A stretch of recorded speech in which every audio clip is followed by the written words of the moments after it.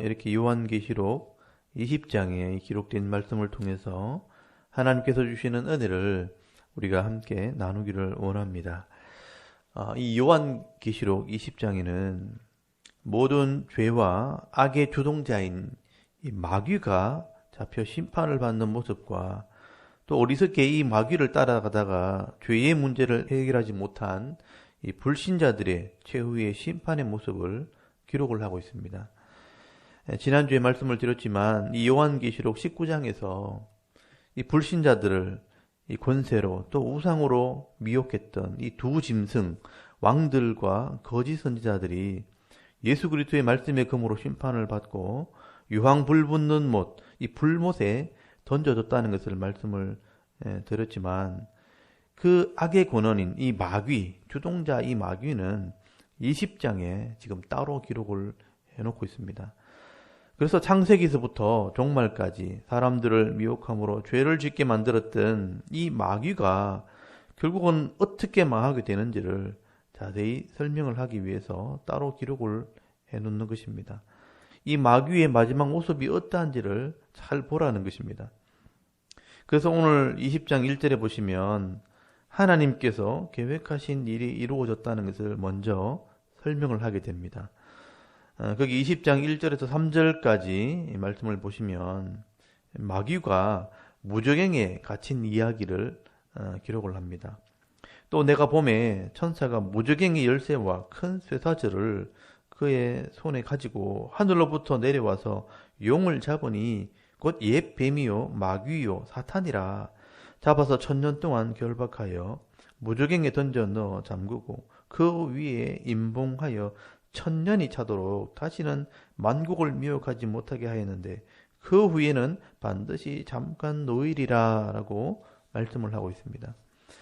여러분, 하나님의 계획 속에 이 마귀가 잡혀서 무저갱에 던져져 1000년을 갇혀 있게 되는데 이 마귀가 무저갱에 갇혀 있는 이 기간 동안 4절 끝에 보시면 성도들은 왕노릇한다라고 해서 이것을 천년 왕국설이라고 말합니다. 여러분, 이런 이야기를 많이 들어보셨을 것입니다. 근데 이 1000년의 이 기간이 무엇이냐 하는 것 때문에 이제 학자들 중에 여러 가지 학설이 나오게 되는 겁니다. 여기는 크게 세 가지가 있는데요. 전천년설, 후천년설, 그리고 무천년설 이렇게 세 가지로 크게 나눠지게 됩니다. 이 1000년의 왕국을 문자 그대로 실제로 어떤 물리적인 기간이 1000년이 있다고 보는 사람들 중에서는 전천년설 또는 후천년설 두 가지로 나눠지게 되고요. 이 1000년의 기간을 실제적인 어떤 물리적인 기간이 아니라 상징적인 것으로 보는 것을 무천년설이라고 말을 하게 됩니다. 먼저 우리 후천년설을 보면요. 여러분, 후천년설은 종말이 되어줄수록 세상은 점점 더 좋아진다고 보게 됩니다. 그래서 이제 종말이 되어지면 성도들이 왕노릇하는 이런 1000년의 기간이 오게 될 것이고 이 1000년의 기간이 지나고 나면 주님이 재림하게 될 것이다. 그때 성도들이 들림받게 되고 그때 세상이 심판을 받게 된다는 것입니다.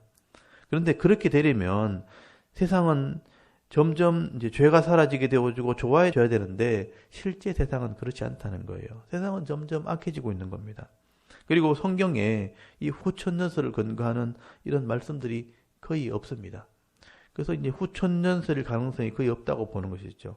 그리고 이 전천년설이라는 것은 이 땅에 주님이 재림하시고 난 뒤에 실제적으로 성도들이 1000년 동안 이 땅에 왕노릇하는 기간이 물리적으로 있다는 것입니다. 그 다음에 1000년이 지나고 나면 마지막 종말과 최후의 심판이 있다 이렇게 보는 것입니다. 그러나 주님이 재림하시고 나서 성도들이 들림받고 난 뒤에 다시 1000년의 기간이 있게 되어지면 여러분 성도들이 왕노릇하는 기간에 대한 어떤 성경적인 근거가 거의 없는 거예요. 이 1000년 동안 뭘 하는지를 성경이 기록하지 않고 있다는 것이죠. 그래서 저의 입장에서는 이 1000년이라는 기간을 상징적인 숫자로 보는 것입니다. 이제까지 요한계시록에 나오는 이런 숫자들을 이 게마트리아라고 하는 유대인의 숫자적 개념으로 해석을 했던 것처럼 이 여기서 나온 1000년의 기간도 능히 셀 수 없는 긴 시간, 그래서 긴 시간이란 개념으로 보게 되는 겁니다. 즉 주님이 이 땅에 처음 오셔서 십자가에 죽으시고 이 부활하신 것을 초림이라고 하는 것이죠. 이 초림 때 십자가로 죄의 문제를 해결할 때 마귀의 이 죽음의 권세를 깨뜨려서 결정적인 타격을 입혔다는 겁니다. 그때 마귀가 결박되었다는 것이죠. 그리고 이때부터 주님 오시는 이 재림의 시간까지 이 오랜 기간이 있게 되어지는데 이 오랜 기간을 1000년의 시간으로 설명을 했다는 것입니다. 여러분 성경 전체의 이 말씀을 읽어보고 또 요한계시록을 읽어보면 이 무천년설에 가장 많은 근거를 가지고 있습니다. 그렇기 때문에 오늘 이 요한계시록 20장도 이 무천년설의 입장에서 설명을 하도록 하겠습니다. 여러분 창세기 3장 15절에 보면 아담이 하나님과 언약을 어기고 죄를 지음으로 죽게 되었을 때 하나님께서 뱀에게 먼저 이렇게 선포를 하시죠. 내가 너로 이 뱀에게 여자와 원수가 되게 하고 네 후손도 이 뱀의 후손이죠. 여자의 후손과 원수가 되게 하리니 이 여자의 후손은 네 머리 뱀의 머리를 상하게 할 것이요 너는 그의 발꿈치를 상하게 할 것이라 하면서 하나님의 계획을 말씀하셨습니다. 여기 여자의 후손은 바로 예수 그리스도를 말하는 것이죠. 이 여자의 후손이 이 뱀의 이 머리, 마귀의 머리를 상하게 할 때가 있을 것이다 라고 말씀하신 것입니다. 이것이 하나님의 구원 계획이라는 거죠. 실제로 여자의 후손으로 이 예수님께서 오셔서 십자가의 죽으심으로 이 죄의 값을 지불하시고 부활하심으로 죽음의 권세를 깨뜨렸을 때 영원한 생명, 이 영생을 확정하신 것입니다. 여러분 이때 사단의 권세는 사실 박살난 거예요. 창세기 말대로 하면 마귀의 머리는 박살이 났고 몸만 살아서 마지막 때까지 성도를 위협할 뿐입니다. 여러분 이것을 요한계시록 20장 2절에 이 마귀를 결박해서 무저갱에 갇혀 있는 것으로 지금 표현을 하고 있는 것입니다. 그래서 2절, 3절 말씀을 보시면 용을 잡으니 곧 옛 뱀이요. 창세기에 나오는 그 뱀이란 얘기죠. 마귀요 사탄이라. 원래 이름은 마귀고 사탄이라. 잡아서 1000년 동안을 결박하여 무저갱에 던져 넣어 잠그고 그 위에 임봉하여 1000년이 차도록 다시는 만국을 미혹하지 못하게 하였는데 그 후에는 반드시 잠깐 노일이라 라고 말씀을 합니다.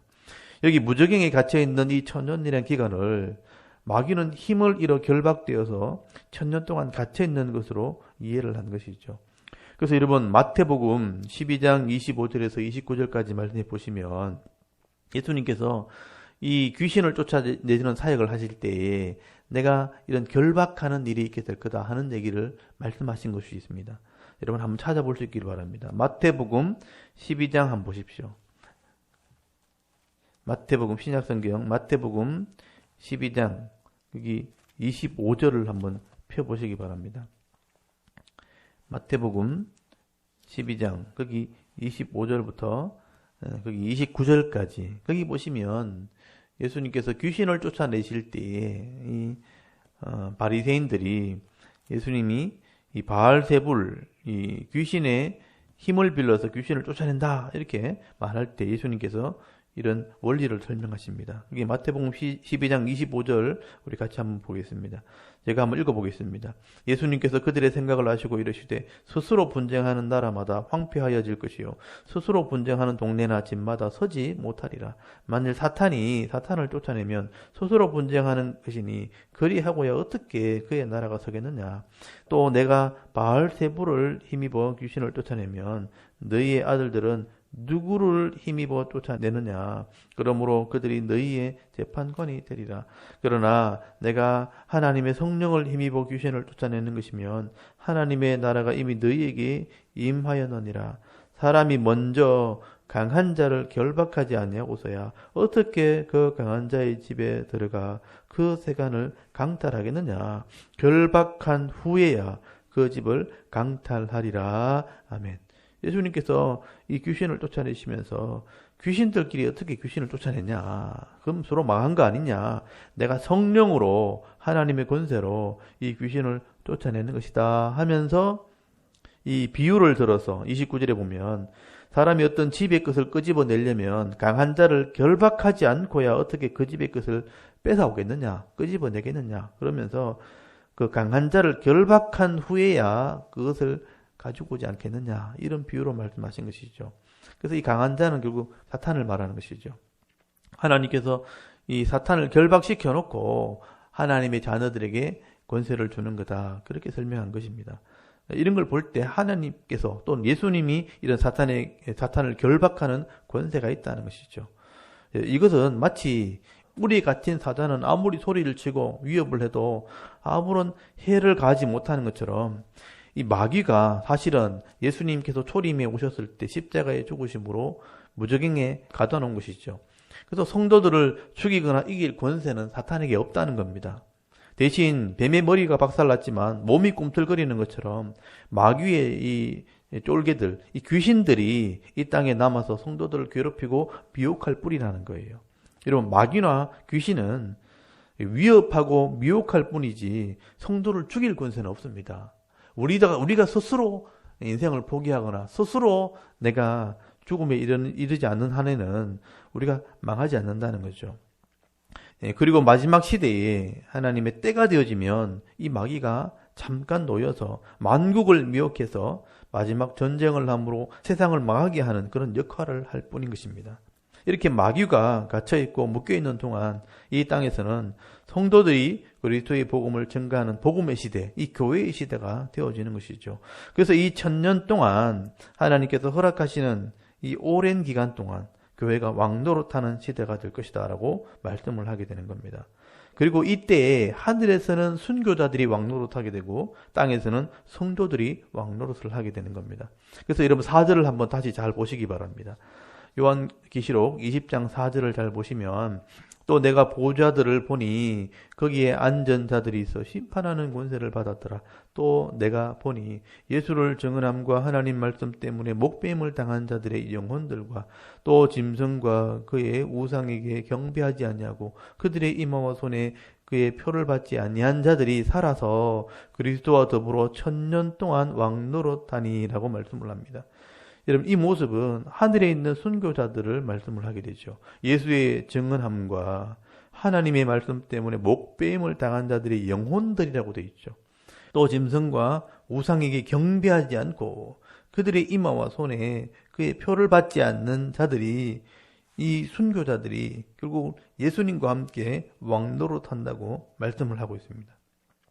여러분, 하늘에서는 순교자들이 주님과 함께 왕노릇하고요, 또 땅에서 교회가 땅끝까지 이르러 복음을 전하는 이 왕노릇을 하게 되는 것입니다. 그리고 마지막 때에 예수님 믿는 자들은 육신은 죽지만 마지막에 부활의 몸으로 영생에 들어가기 때문에 이런 부활을 첫째 부활이라고 그렇게 말을 하게 되죠. 그리고 불신자들은 마지막 전쟁으로 다 죽어서 육신이 죽고 난 뒤에 다시 부활의 몸을 입어 그 죄의 행위대로 심판을 받아 불못에 들어가게 되는 겁니다.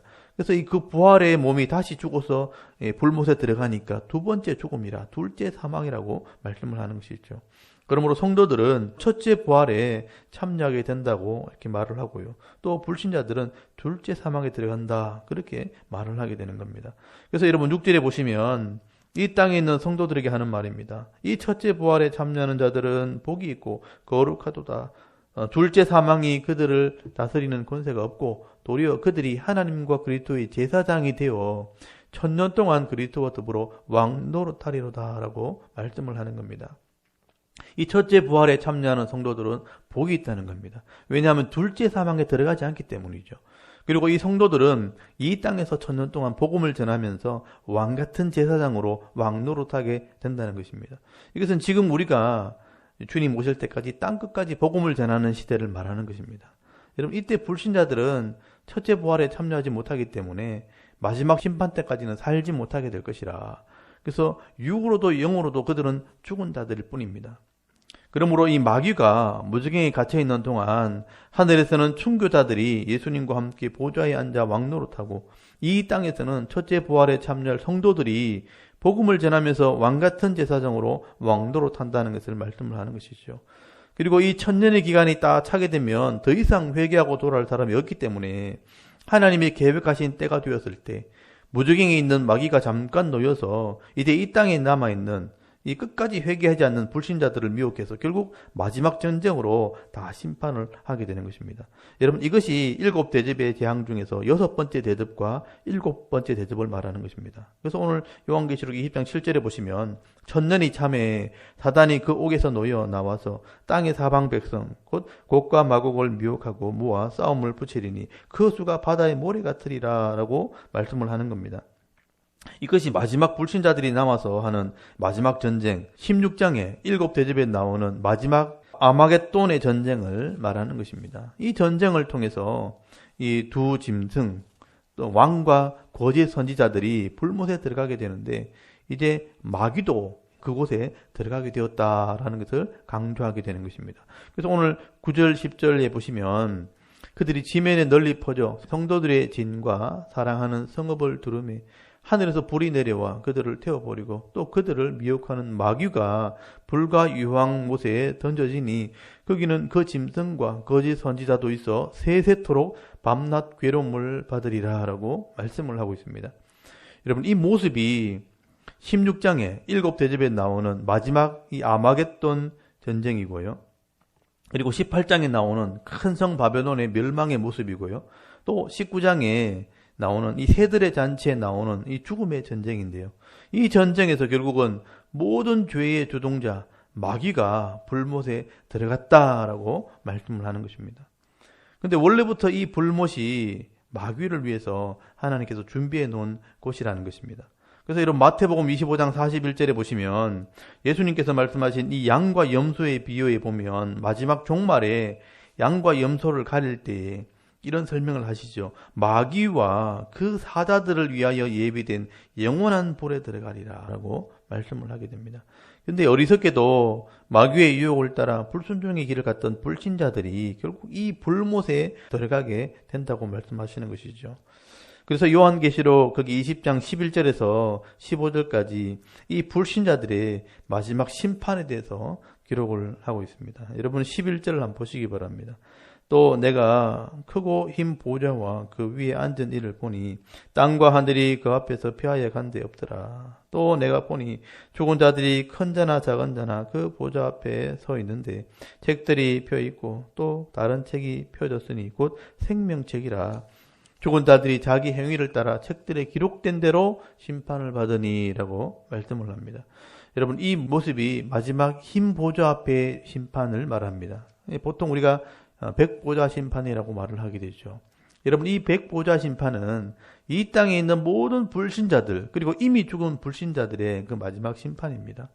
그래서 예수를 믿고 죄사함 받은 자들은요, 그 죄값이 지불되었기 때문에 생명책에 그 이름이 기록되어 있어서 영원한 하나님 나라 이 천국 새하늘과 새 땅에 들어가게 됩니다.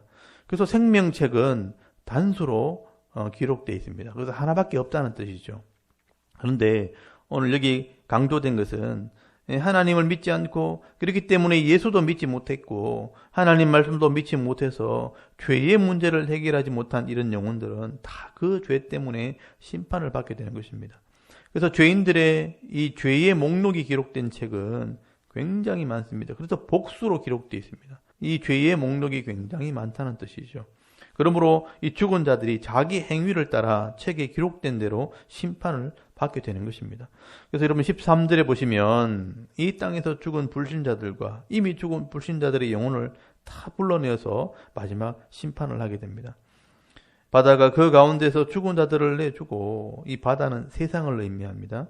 또 사망과 음부도 그 가운데 죽은 자들을 내주며, 이미 죽은 자들이죠.